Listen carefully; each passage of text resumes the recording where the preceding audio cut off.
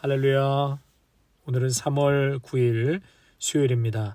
사순절 일곱째 날 하나님 앞에 또 새벽 예배 드리도록 하겠습니다. 은혜와 사랑이 풍성하신 우리 하나님 아버지, 지난밤에도 안식하게 하시고 또 이른 아침 첫 시간 말씀의 자리로 우리 모두를 불러주시니 감사를 드립니다. 사순절을 맞이하여서 특별히 우리 아름다운 교회 40일 묵상집을 통하여 예수님의 십자가 고난과 부활 그 사랑을 깊이 나누고 또 묵상케 하시니 다시 한번 감사를 드립니다. 이 아침 들려주실 하나님의 음성을 사모하며 나아갑니다. 머리 숙여 간구하는 모든 성도에게 성령의 충만함으로 들려주시는 하나님의 말씀이 내 영혼 깊숙이 파고 들어가 생명이 되게 하시고 역사가 되게 하시고 하나님의 영광과 열매를 드러낼 수 있는 귀한 살아 움직이는 말씀이 되게 하옵소서. 예수님의 이름으로 기도하옵나이다. 아멘. 오늘은 일곱째 날 주의 만찬이 주는 교훈 세 번째 하나님께 감사하기입니다. 페이지는 50페이지고요.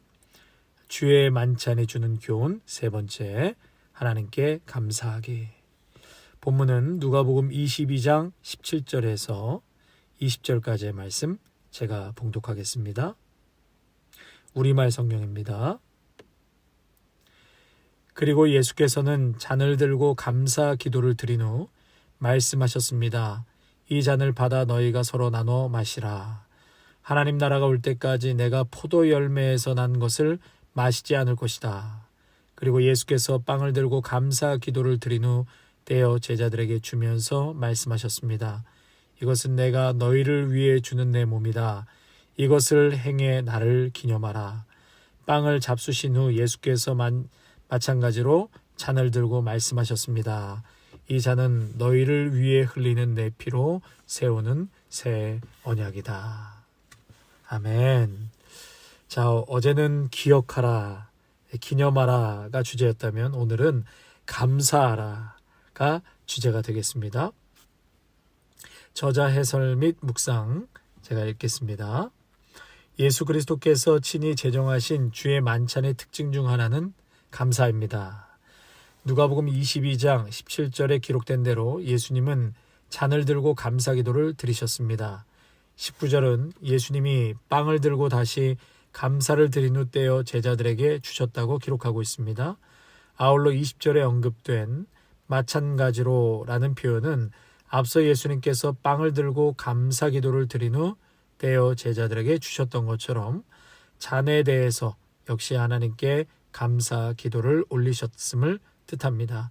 당시 유대인들은 식사하기 앞서 가장이 음식을 앞에 두고 짧은 찬양의 기도를 드렸고 또 특별히 유월절 식사에서는 가장이 포도주와 빵에 관한 축복의 선언을 했습니다. 출애굽을 가능케 한 유월절을 축하하는 식사 자리인 동시에 구원의 역사에 있어서 가장 중차대한 이 시점에서 예수님은 유대인들이 오랫동안 실행해온 감사의 기도를 계승하시고 업그레이드 시키십니다. 특별히 자신의 임박한 죽음에 비추어 그렇게 하십니다. 누가가 이 특별한 유월절 식사의 모든 세부사항을 다 기록하지 않은 점을 고려할 때 그가 상대적으로 짧은 이 구절 내에서 예수님이 거듭 감사의 기도를 드리셨음에 주목한 데에는 이를 강조하려는 뜻이 담겨 있다고 보아야 합니다. 전통적인 유대인의 유월절 식사는 포도주 잔을 4번 취합니다. 순양 혹은 순염소 새끼를 요리하여 가족과 함께 먹는 식사 전 2잔, 그리고 식사 후에 2잔입니다. 그런데 누가복음 22장 14절에서 20절에는 2개의 잔만이 언급됩니다. 또한 누가는 19절과 20절 사이에 예수님과 제자들이 저녁 식사를 하는 동안 서로 어떤 이야기를 나누었는지에 대해 1절 언급하지 않고 있습니다. 누가는 그렇게 적지 않은 부분을 생략하면서도 예수님이 이 특별한 유월절 식사 시간에 감사 기도를 드리셨음을 언급하고 있습니다. 더욱이 누가는 예수님이 감사 기도를 반복하여 드리셨음에 주목하면서 이를 강조하고 있습니다. 누가가 주목하고 강조한 대로 예수님은 십자가의 죽음을 앞두시고 자신의 죽음을 통해 하나님께서 이루실 새 유월절의 역사 19절에서 20절 고린도전서 5장 7절 참조 새 유월절의 역사로 인해 감사드렸습니다. 우리는 주의 만찬을 대할 때 그리고 나아가 주님의 죽으심에 대해 묵상할 때 예수님이 친히 예시하신 감사의 정신을 결코 잊지 말아야 합니다. 우리 대신 찢기신 주의 몸과 우리 대신 흘리신 주의 보혈을 기억하며 그리스도의 대속의 은혜에 감격해야 합니다. 우리를 위해 그의 친아들을 아낌없이 내어주신 하나님 아버지의 사랑에 감사해야 합니다. 그리스도께서 십자가에서 이미 이루신 일에 근거하여 새 가족을 확장해 가시고 빚어가시는 성령의 역사로 인해 가슴이 뛰어야 합니다. 오늘 우리는 주의 만찬이 감사의 자리라는 사실을 잊지 말아야 합니다. 주의 만찬은 하나님께서 그의 아들을 통하여 이루신 놀라운 일에 대해 감사하고 감격하는 자리입니다. 그런데 이러한 감사와 감격은 주의 만찬 예식에만 제한되어서는 안 되며 우리의 삶 전반으로 확산되어야 합니다. 그러니까 우리가 성찬식을 할 때 하나님 행하신 일들에 대해서 기억하고 또 감사해야 된다. 그런데 그 감사가 우리가 성찬 예식을 대할 때뿐만이 아니라 우리 삶 전반으로 그 감사가 확산되어야 한다는 것이죠. 그래서 사도 바울은 모든 일에 감사하십시오 라는 유명한 권면의 말을 데살로니가 성도들에게 썼습니다. 데살로니가 전서 5장 18절. 그러나 바울이 범사에 감사라고 말할 수 있었던 이유는 바로 십자가에서 대속의 역사를 이루신 예수 그리스도 때문이었습니다. 실제로 데살로니가 전서에서 바울은 범사에 감사라는 권면을 하기에 앞서 그리스도께서 우리를 위해 죽으셨으니 라고 예수님의 대속적 죽음에 대해 분명히 이야기합니다. 바울은 모든 일에 감사하십시오 라는 유명한 권면 바로 이어 이는 그리스도 예수 안에서 여러분을 향하신 하나님의 뜻입니다 라고 선언합니다. 그러니까 그냥 긍정적인 사고를 갖도록 노력하면 앞으로 잘 될 거야, 쨍하고 해뜰 날이 돌아올 거야, 언젠가는 잘 되겠지, 이런 생각을 스스로에게 억지 주입하며 막연하게 고양된 감정을 갖도록 노력해 보라는 것이 아닙니다. 바울은 그리스도 예수 안에서 감사하라고 구체적으로 권면합니다.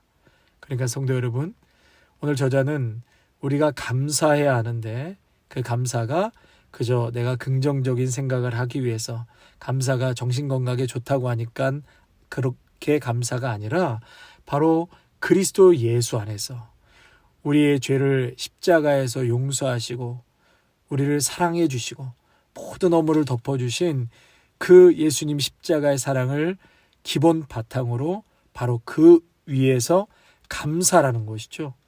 예. 자, 계속해서요. 십자가에서 데살로니가 성도들의 죄를 그리고 우리 죄를 대신 져주신 그분으로 인해 감사라는 말입니다. 그렇죠? 예, 우리의 죄를 대신 져주신 그분으로 인해 감사. 바울이 명하는 항상 감사는 이처럼 십자가에서 대속을 이루신 예수 그리스도라는 구체적이고 인격적인 근거 위에 존재하는 선명한 행동입니다. 오늘 누가가 기록한 주의 만찬 본문을 읽으면서도 구체적이고 선명한 감사의 근거를 발견합니다. 우리가 어떤 상황에서도 심지어 고난의 순간에서도 감사할 수 있는 본질적인 이유는 바로 주 예수 그리스도 때문입니다. 십자가에서 우리 대신 죽어 죄를 사해 주신 그리스도, 바로 그분 때문입니다. 우리의 삶의 여정 가운데 존재하는 다른 감사의 근거들은 그에 비해 모두 부수적이며 파생적인 것들입니다. 오늘 하루 그리고 이번 40일간의 묵상 여정 가운데 십자가에서 구원을 이루신 주 예수 그리스도로 인해 감사하고 감격하는 저와 독자들이 되시기를 바라고, 그러한 감사와 감격이 우리 남은 삶으로 흘러 넘쳐나기를 기도합니다. 아멘. 성도 여러분, 그리스도인의 덕목 중에 하나가 감사입니다. 그런데 오늘 그 감사가 우리가 감사해야지. 참 감사할 것이 많지. 그 감사도 참 중요하지만 오늘 저자가 이야기하는 것처럼 십자가에서 그 대속의 사랑 때문에 그 본질은 바로 예수 그리스도 때문에 우리가 감사할 수 있다. 그 근거 위에 감사를 고백하고 그렇게 선명한 행동을 하라고 말하고 있습니다. 여러분, 제가 이렇게 말씀을 읽으면서요, 그런 생각이 좀 들었습니다. 우리 자녀들 키워보면 어린 자녀들이 특별히 이렇게 무언가를 우리는 해주잖아요. 아이들이 감사를 하든 안 하든. 근데 아이들이 이렇게 잘 해줘도 좋아할 줄은 알지만 감사할 줄은 잘 모르는 것 같아요. 예, 그냥 좋지요. 먹고 싶은 것, 갖고 싶은 것. 그런데 우리 부모 마음은 어떻습니까? 아이들이 감사할 줄 몰라도 좋아하고 또 베풀며 계속 주고 그러지 않습니까? 그런데 이런 어린아이들이 이제 성숙해지면 부모의 은혜를 알게 되는 것이죠. 정말 감사하는 마음을 가지면 이제 부모를 행복하게 하고 또 감동시키기도 합니다. 그래서 우리가 감사할 줄 몰라도 하나님은 우리에게 자꾸 무언가를 주시는 분이시죠. 우리가 철없는 아이들에게도 계속 감사할 줄 몰라도 베풀고 사랑을 주는 것처럼 하나님도 그런 마음으로 우리에게 베풀어 주십니다. 그러나 우리가 이제 어느 순간 하나님의 은혜에 감사하고 또 찬송할 줄 알면 성숙한 그러한 자녀로 또 신앙인으로 하나님 앞에 나아갈 수 있는 것이죠. 그래서 여러분, 우리가 우리의 신앙이 성숙한 신앙이 되어 갈수록 하나님 앞에, 그 은혜 앞에 더 많이 감사하고 또 작은 일에도 감격해하는 그러한 성숙한 믿음의 성도들로 우리는 살아가게 될 줄로 믿습니다. 그래서 여러분, 은혜는 뭐 물에 새기고 원수는 돌에 새긴다 이런 말이 있는데 그렇지가 않지요. 은혜는 돌에 새기고 또 원수는 물에 새기는 것. 하나님이 베풀어 주신 많은 은혜와 기적과 감사의 제목들은 우리 어제 기억하라 그랬잖아요. 기억하는 것입니다. 또 기억하고 돌의 새김으로 나에게 베풀어 주신 많은 은혜에 대해서 오늘도 감사하고 그렇게 또 받은 사랑과 은혜를 흘려보낼 수 있는 저와 여러분이 다 되시기를 축복합니다. 아멘. 저자의 질문 2가지입니다. 당신은 무엇에 대해 가장 자주 감사합니까? 여러분은 무엇에 대해 가장 자주 감사하십니까? 자, 2번째 질문. 오늘 당신의 삶 가운데 그리스도의 대속의 은혜로 인한 감사와 감격이 있습니까? 예수 그리스도의 대속으로 인한 감사와 감격이 다른 일들로 인한 흥분보다 더 크고 지속적입니까? 만일 그리스도의 십자가 대속에 대한 감사와 감격이 희미하거나 시들어가고 있다면 왜 그런 것일까요? 저자와 함께하는 한 줄 기도. 예수 그리스도의 대속의 은혜로 인한 감사와 감격이 우리 삶에 샘솟게 하소서. 아멘. 우리 오늘 말씀 생각하시면서요, 찬송가 304장 찬양하시겠습니다. 304장입니다. 그 크신 하나님의 사랑 말로 다 영용 못하네.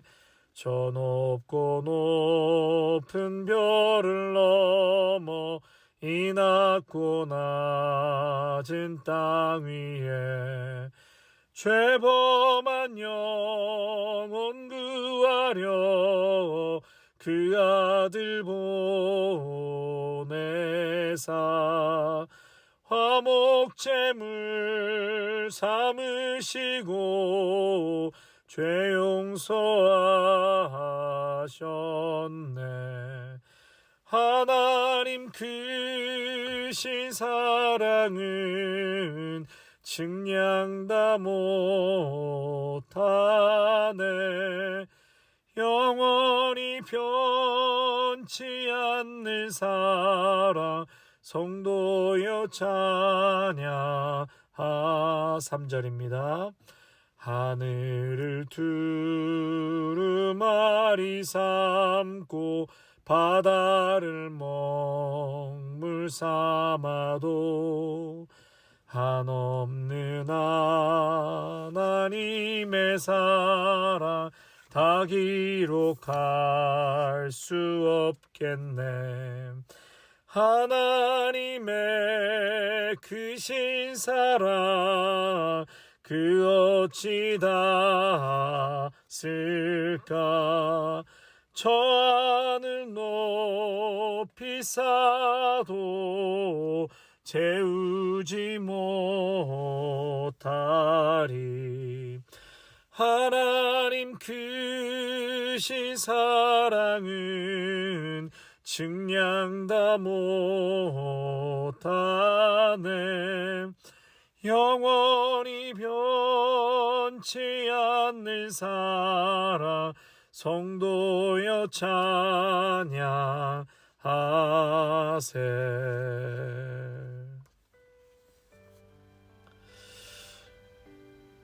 주의 만찬을 통하여 우리에게 주시는 그 교훈, 그리스도의 십자가를 주목하라고 하셨습니다. 성찬 예식을 통하여서 우리가 받아먹는 잔과 떡은 곧 예수 그리스도의 피요 몸인 것을 기억하여 우리를 사랑하시고 우리의 죄를 용서하시기 위해 십자가에 친히 달려 죽으신 예수 그리스도를 주목하라고 하셨습니다.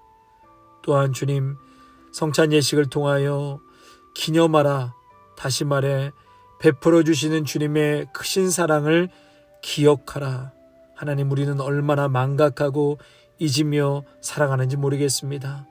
어제 감사의 기도 제목, 감사의 참 응답들을 우리가 얻으면서도 하루 지나고 일주일이 지나면 또다시 망각하고 불평불만이 우리 가운데 있는데, 주님, 오늘도 베풀어 주신 그 은혜에 감사하고 기억하며 살아갈 수 있는 저희 모두가 되게 하여 주시옵소서.